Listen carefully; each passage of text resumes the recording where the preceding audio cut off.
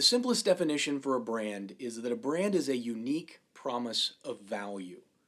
And that's value above and beyond the intrinsic value of whatever it is you're selling. So, unlike a commodity, it's very tough for anybody to distinguish one ear of corn from another or one bag of coffee from another.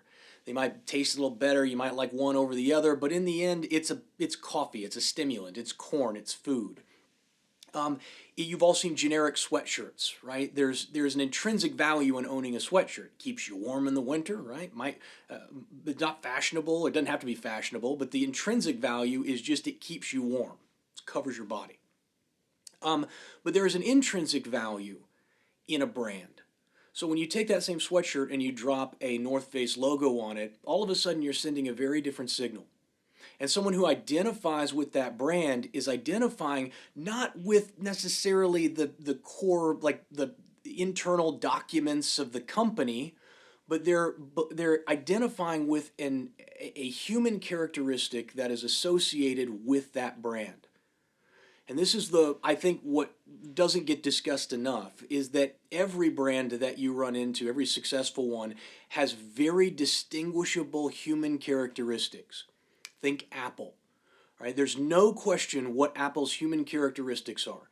They are the rebel brand. They are the outsiders, the misfits. They did a whole commercial just pushing that narrative, and they've been doing it for years, and they 100% own that narrative. Okay? And that is because they were very, very careful in crafting the brand. They don't talk so much about the product itself in the branding, but they talk about what human characteristics they want known about them, right? So a brand is that unique promise of value that allows the consumer to identify with human characteristics that they want to have or that they feel that they have, that brand helps to associate with them. So what is branding then? Well, branding is the expression of that unique promise.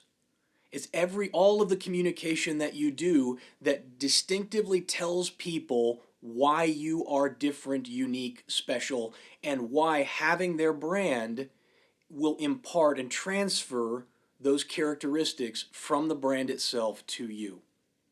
Okay? Now, so what is marketing then? So we talked about branding. Marketing is communication that facilitates decision.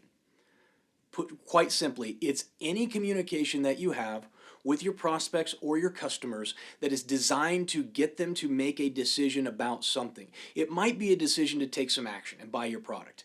It might just be a decision to believe in the brand, the unique promise of value that you're promoting. It might be an acceptance of belief.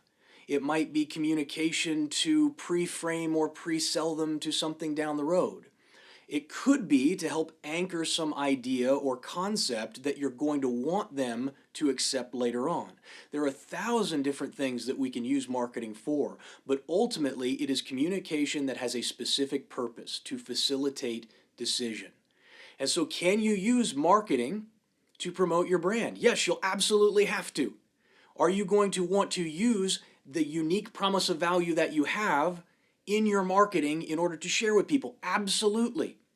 They're not the same thing, but they're linked. You can't separate the two of them. You can't have a communication that facilitates decision that doesn't involve your unique promise of value.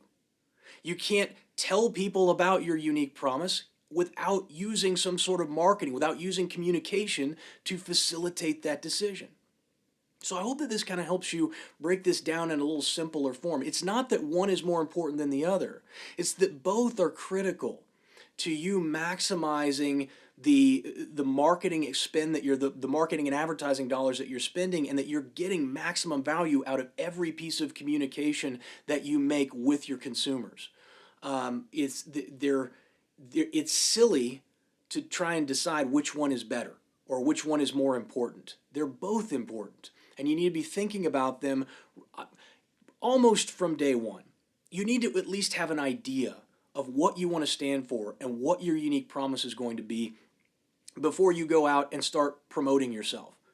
Because if you don't have that, if that's not an anchor, you're just a commodity out there. And now you're going to compete on price. And we never, ever, ever want to compete on price when it's so easy to create something that distinguishes us from everyone else in the market. So again, if you have questions about this, leave them in the comments below. I'd love to hear, are these acceptable definitions, especially those of you who are in this business? I would love to hear what you have to say as well.